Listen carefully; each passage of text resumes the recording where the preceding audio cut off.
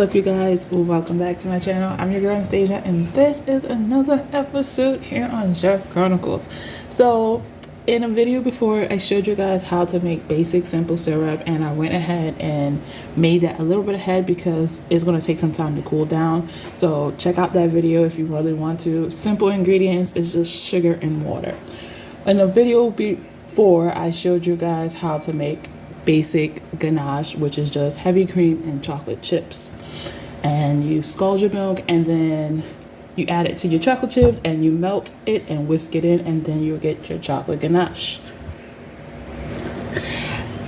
I'm using the same steps that I do for chocolate ganache, but the only difference is right here currently I am going to make a chocolate glaze for our opera cake, which is what we're making today. So in this bowl, the ratio is totally different when I'm making a glaze for any type of cake. So in this bowl here with the chocolate chips, I definitely have 2 cups of chocolate chips. I have a mixture of mini and also normal size chocolate chips, so definitely about 2 cups in here. And then I also have a cup of heavy cream on the side. Then in a small little container here, I have some corn syrup, a total of 3 tablespoons and a half total. So let's get started and make our chocolate glaze. It's real simple, so you're just going to follow the same steps that you would do with a normal chocolate ganache. You're going to first go ahead and scald your milk. Once your milk comes up to a scald, you're going to go ahead and add it into your chocolate chips. And you're going to let this sit for at least a minute before you begin mixing. And then we're just going to whisk it till the chocolate and the milk combines and turns into normal chocolate ganache here.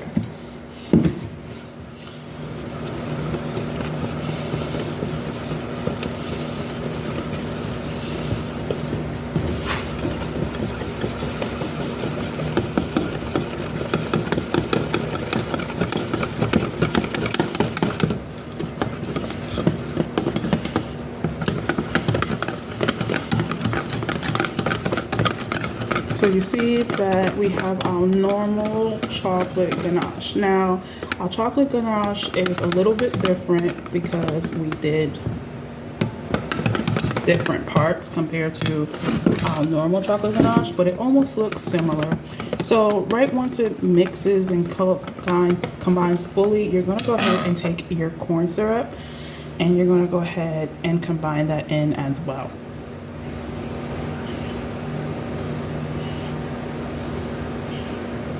One tip that I would recommend is before you add your corn syrup to any, tools that you're using, like for your mise en place, I would definitely give it a lightly spray so that way it can properly release out of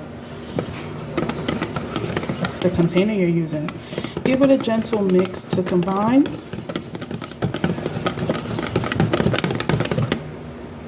And as you see, it is this nice, beautiful chocolate glaze.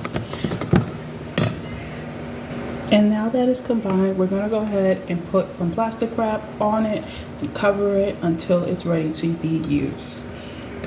So now that we have our chocolate glaze right here, we have our simple syrup, that has coffee in it with my secret ingredient in there.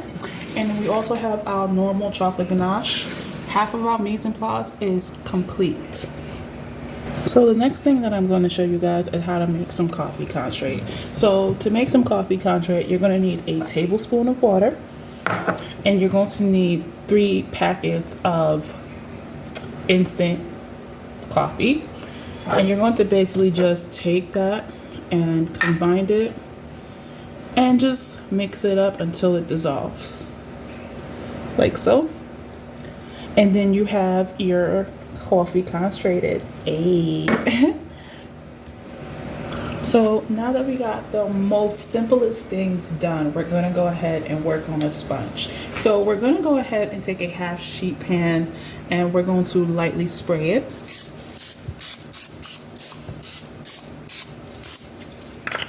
And we're going to put a parchment paper lined on the sheet tray. So once you get your nice piece of parchment paper, you want to try to get it as flat and smooth as possible, removing any air bubbles that are out of the bottom. And you can use your bench scraper for this. I'm using my hands, so that way if I feel any, I can literally just push. And once that's done, you're gonna go ahead and set it to a side. Now for our ingredients, we definitely gonna have 3 whole eggs, a tablespoon and an additional teaspoon of white sugar, and 4 egg whites, 1/4 cup of melted butter, and 1/4 cup of cake flour. Then lastly, we're gonna have some almond flour, which is 0.87 cups or a total of 14 tablespoons. And then we have some powdered sugar over there, which is 10.5 tablespoons of powdered sugar. So remember, almond flour, powdered sugar, cake flour, white sugar, whole eggs, egg whites, and melted butter. Definitely make sure once your butter is melted, let it cool before you use it. And save your egg yolks because it definitely will be used later on. In a bowl with the sifter,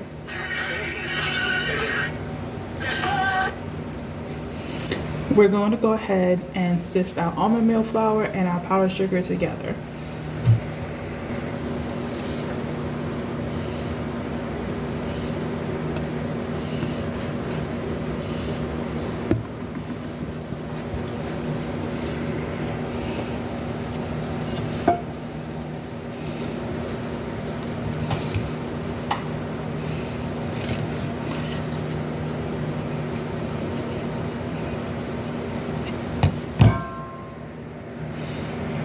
While you're sifting your powdered sugar and almond flour, definitely go ahead and get your oven preheated to 400 degrees Fahrenheit because making a sponge cake definitely goes by really quickly. So you want to make sure your oven is preheated and not waiting to preheat. Once we have our flour sifted, we're going to go ahead and whisking our whole eggs into this batter.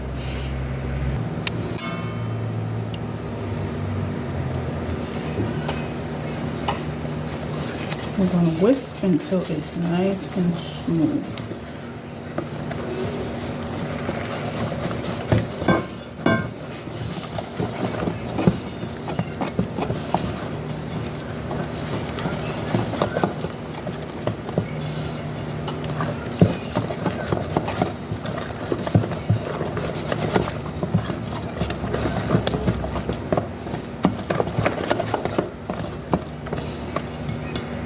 The next thing that we're going to go ahead and do is take our standard mixer or our handheld blender, and we're going to go ahead and add our egg whites into a clean bowl. And we're going to whip this up until it looks like latte foam, kind of. No peak, but latte foam, or a cappuccino.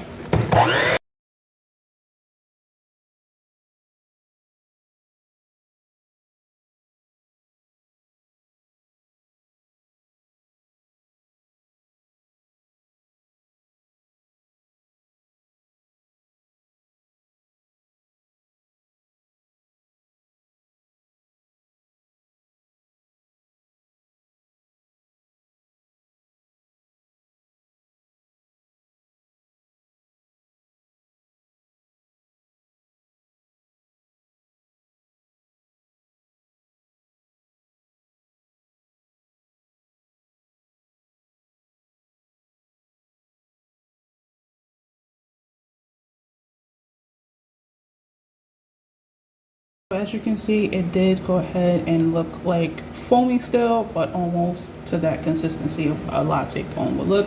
And if you definitely take like a spoon, you could definitely see on the back. So now that we have this frothy, almost, latte looking kind of egg whites, we're going to go ahead and take our granulated sugar and we're going to go ahead and slowly pour it in.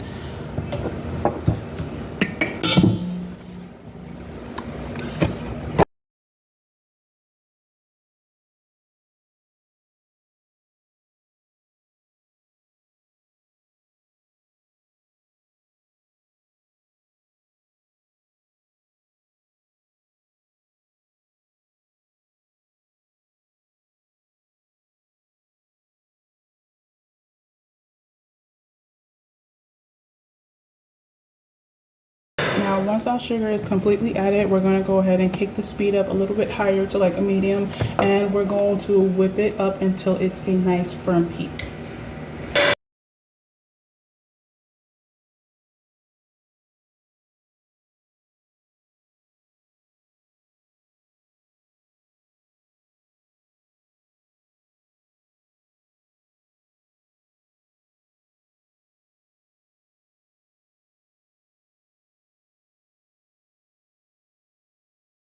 And once you pick up your beater, it should be able to, hold its shape when you pull it out. It will literally turn a little bit, but it will be a little bit caked up. Now, if it's falling like back down, then you need to just keep going.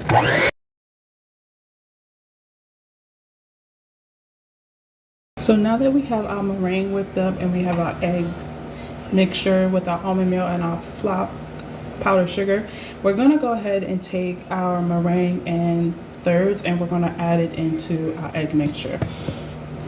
So I'm just gonna take out a little bit here.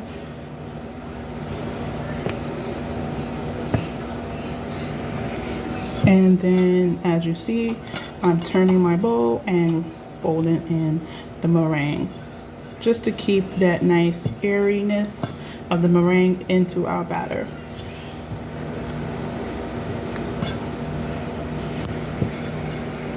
So now that our half of our meringue is, well, a third of our meringue is inside our egg mixture, we're gonna go ahead and add in our half of our melted butter.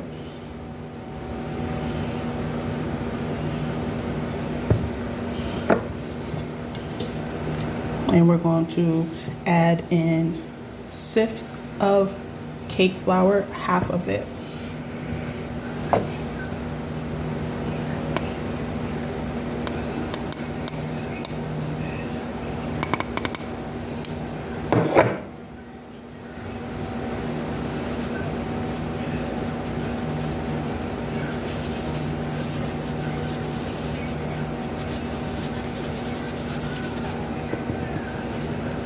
And we're going to go ahead and fold this in. We're going to continue alternating with our butter and cake flour and our meringue. And the last thing that we want to end with is meringue. So keep doing this process until you have no more product left.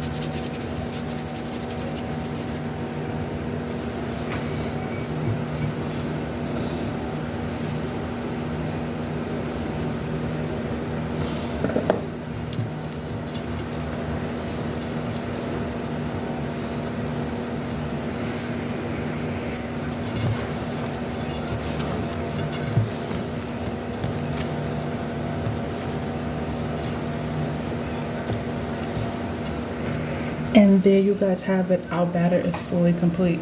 Now we're going to go ahead and take our batter and pour it into our half sheet pan that we have sprayed.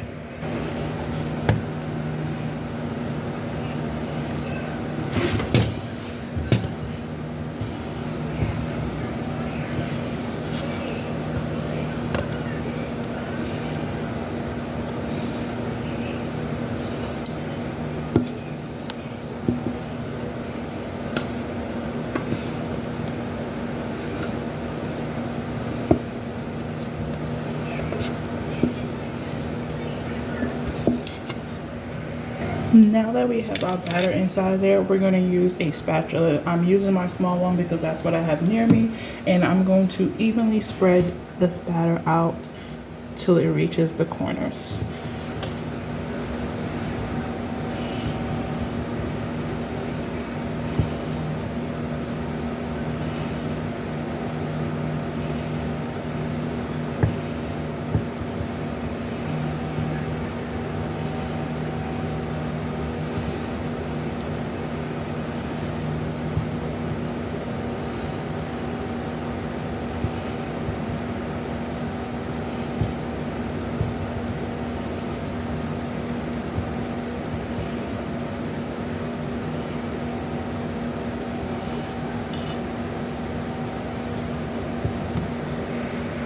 So now that our batter is nice and in the corners and I made sure it was nice and level, we're going to go ahead and bake it at 400 degrees.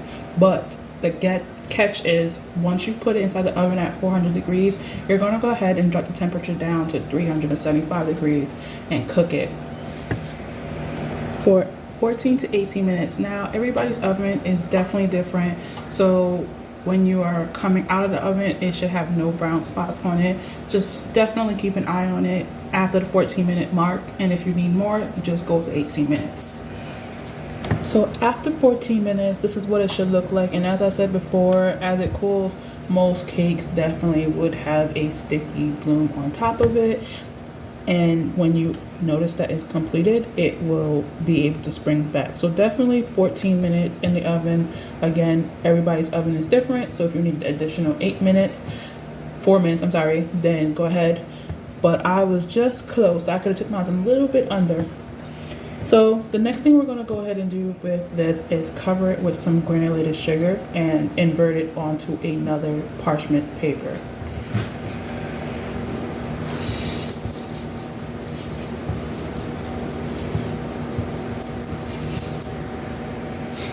So you want to really move quickly when it comes to inverting it. So what I like to do is just, like I said, take a parchment paper, put some granulated sugar on it, cover it with the parchment paper, and take my cutting board and use that as a guide to flip it over, and you shouldn't have to worry about it.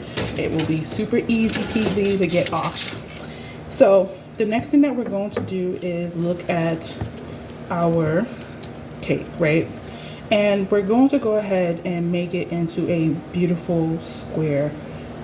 So we're going to go ahead and trim off the excess.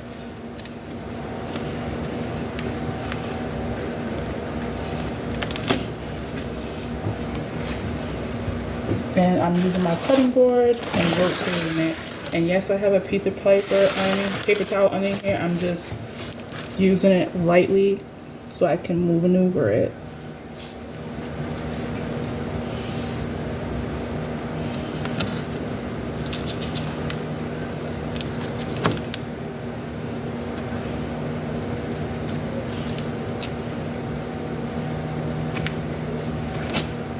Practice makes perfect every time.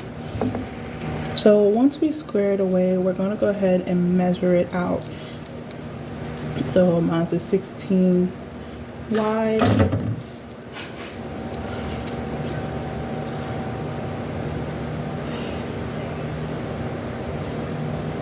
And it's almost 12 feet long.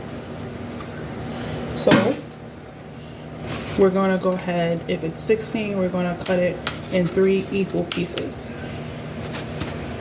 So I'm cutting it 5 times 3.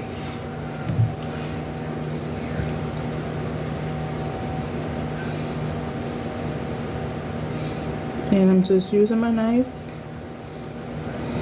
and making a score mark right there so I can see on the top and on the bottom.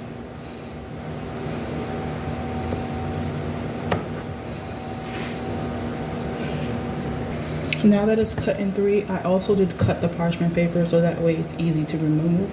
I'm going to go ahead and work on our very last thing, is our buttercream. So for our buttercream, we have some ingredients. The ingredients that we're going to do is that concentrated that we made earlier. We're going to use it in our coffee buttercream. The next thing that we're going to need is some water. We have 5 tablespoons of some water. We have a teaspoon of vanilla extract. We have a total of 5 egg yolks. So remember the egg yolks that we definitely had cracked open. We're going to go ahead and use those, but you have to crack open another egg and use an additional egg white to just make like an egg white sandwich.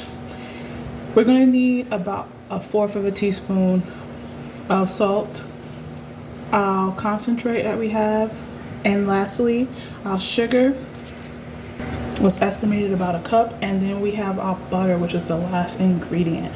Our butter is definitely 2 whole sticks of butter and about 3/4 of the way of another butter, so it's almost 1/3 of a cup of butter cut and cubed. So we're going to go ahead and get started on making our buttercream. To make the buttercream, we're going to go ahead and add the water into a pot, add the sugar once the water becomes steamy, and we're going to cook that sugar mixture up to 240 degrees Fahrenheit. Just the same thing as we did in our cookery course, sugar cookery course, many episodes before. Continue doing that process. Also make sure you definitely clean the pot to avoid crystallization. So while our sugar syrup is definitely coming up, I have it on a medium to low heat. We're gonna go ahead and whip our egg yolks till it's light and thick.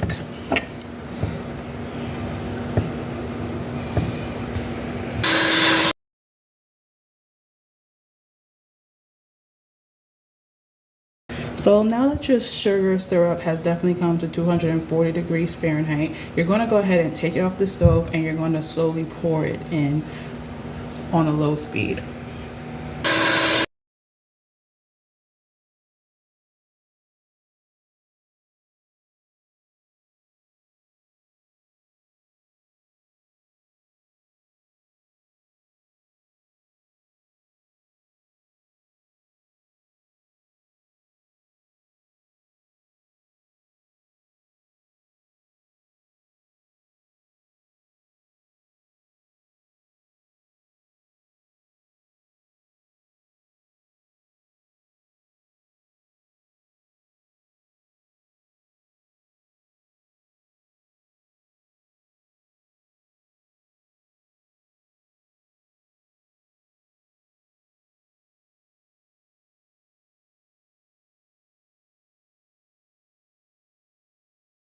So once the sugar syrup has definitely been added, you're definitely going to mix it up in the mixer, right, on the bowl until it's cool to touch. And once it's cool to touch, you will also pick up your thing and you will also notice that ribbon texture, and that is what we call a pat bomb, right? You can add your salt in now, or you could go ahead and just add the salt last. So I'm gonna go ahead and add my salt in, but for the coffee buttercream, we're adding the salt in now, and we're going to mix it. So now that our salt is definitely added, what we're going to go ahead and do in our pat bomb mixture, we're going to add in butter one piece at a time until it's fully incorporated and all the butter is definitely gone.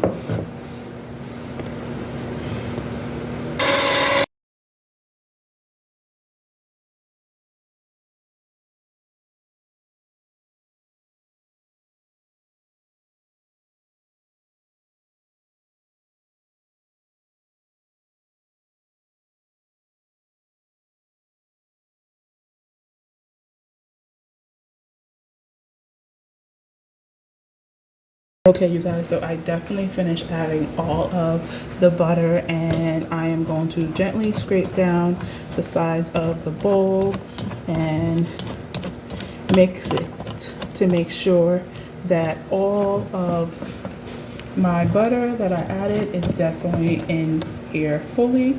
And the next thing that I'm going to do is add in our vanilla extract, 1 teaspoon. Right? And I'm going to give it a mix.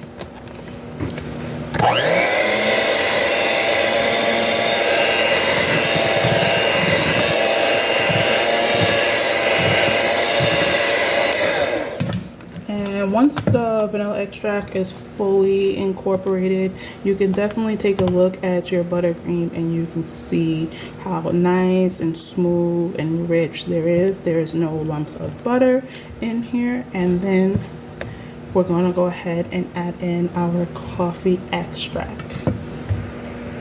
And now I'm going to add in my coffee extract. Now, if you don't want to add in any type of flavoring, you would just go ahead and pipe it next. But we're going to add in our coffee concentrated that we are using, and we're going to give it a mix. About 30 seconds.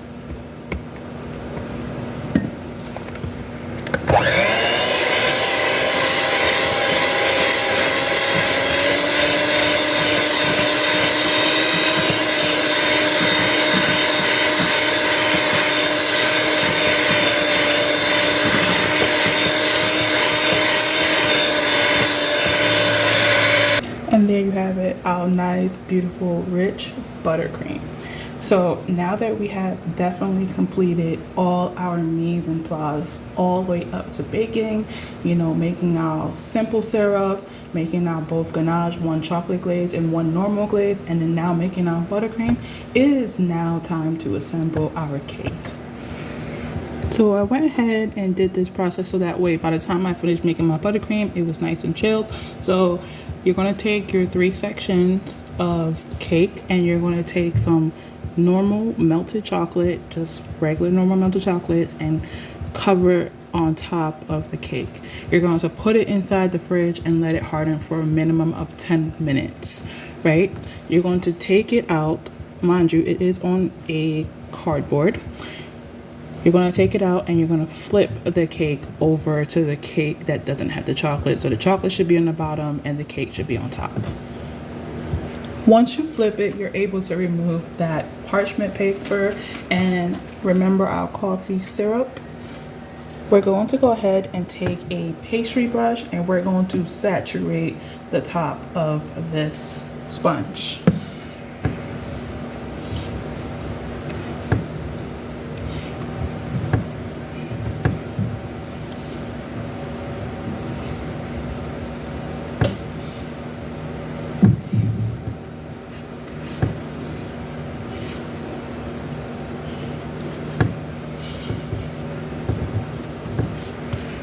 So remember our coffee buttercream. Now that the cake is definitely saturated with coffee simple syrup, we're going to go ahead and take our buttercream that we made and we're going to put it in the corners, going up and down. Now if you want to use a tip, you can. I'm just using this because I'm going to also use my offset spatula to spread it out and make it look flat.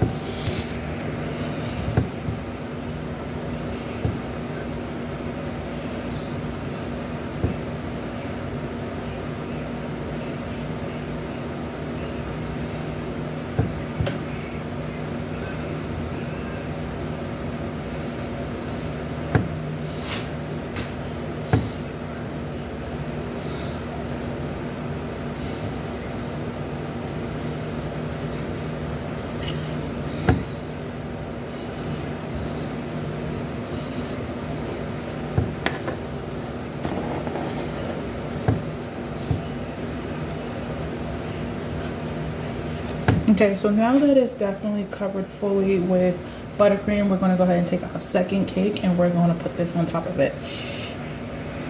Now that we have our second layer, we're going to go ahead and repeat the first step and we're going to add in some more coffee syrup. We're going to make sure this is really saturated, just like how we did before. Now, if you have any left over, you could just go ahead and store it after you're completed, or you can just make more of this cake if you like for the coffee syrup to be gone.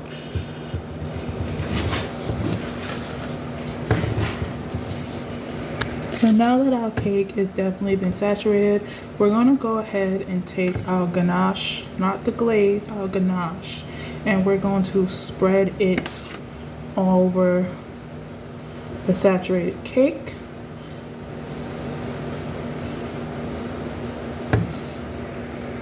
And if you did like me and you have to go ahead and rewarm your ganache to make it more of a spreadable consistency, definitely go ahead and do that over a double boiler for a few minutes. So now that our chocolate ganache is on the second layer, we're going to go ahead and add our third piece and final cake. And now that it is the last and final cake, we're going to go ahead and do the same thing. Take our coffee syrup and saturate it. And be advised, if you notice like small little gaps, holes, or anything, you can easily gently pick up the cake and fill it up with either the ganache or the buttercream. Whichever layer, it depends on what layer you are on.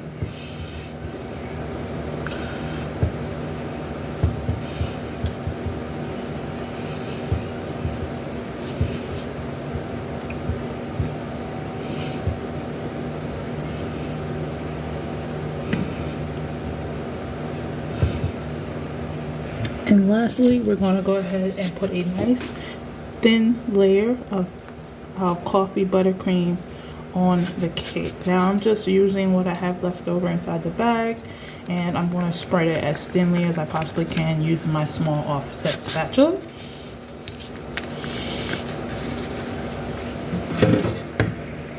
So now that we have our beautiful layers completed, we're going to go ahead and take this and let it chill in the fridge for an hour.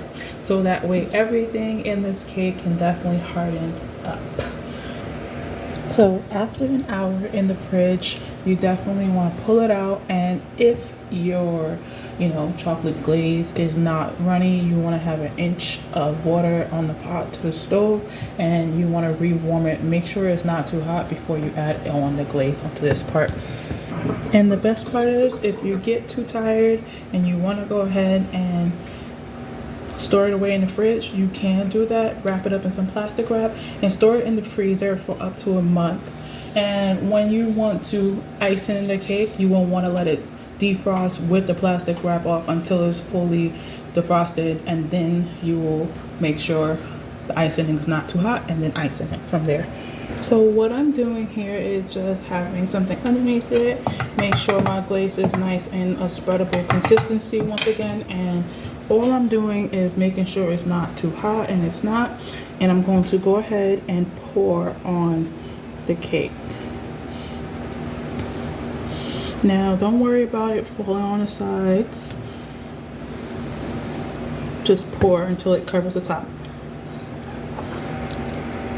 See, just like that. And allow it to drip off a lot of the liquid, and definitely this type of icing, you probably can make a second batch with it. So once the icing, the glaze literally starts dripping, you want to go ahead and put it in the fridge and let it sit until the top layer is firm.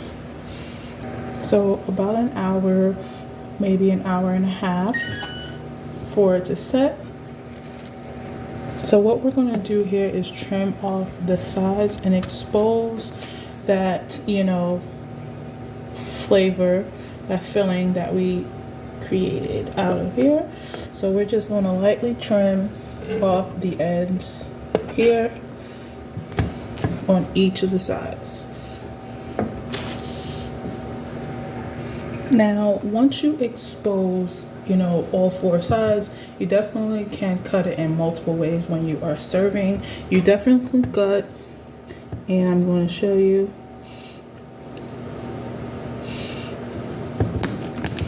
And make sure when you're cutting, you go a little bit hard, so that way the chocolate and the butter is definitely, the chocolate on the bottom is definitely cut through. So this piece that you see that I just cut off here is a perfect good size for like plating. You could definitely do like triangle pieces if you want, but for today's episode, we're definitely going to do some petit fours. Make sure you measure it out and get like 2-inch squares. Cut you a nice petit four, write the word opera on it, and then it is all set and done. So you can either plate it up with the petit fours, or you can plate it up like this. You can definitely play around with your plating. You can put gold leaf on there. Unfortunately, I didn't have gold leaf, so I used something else to give that gold leaf effect. You definitely can think about the components when you are baking something. For example, when you are plating something, you want to make sure like there's a nice beautiful sauce. So you could have put like something that matches with coffee and chocolate underneath this dessert, right? You can also take things that we made, like a honeycomb that we made in the previous video, and you can like really put like nice beautiful shards of the honeycomb and have them angled at each other a certain way. You can do so many things with it. That's the thing about desserts. You want to think about the main star, which is our dessert, our main thing, and the components that goes with it. It gotta be either a fruit compote, a caramel sauce, things like that, or it could be like a crunchy component, because most people do look for that when they are eating out, or if you're definitely going to serve this to somebody, they could be self-consciously looking for that too. So all that's said and done, I hope you guys like this long episode, and I hope you guys enjoy the rest of your night. Please don't forget to like, share, and subscribe for more content. Peace.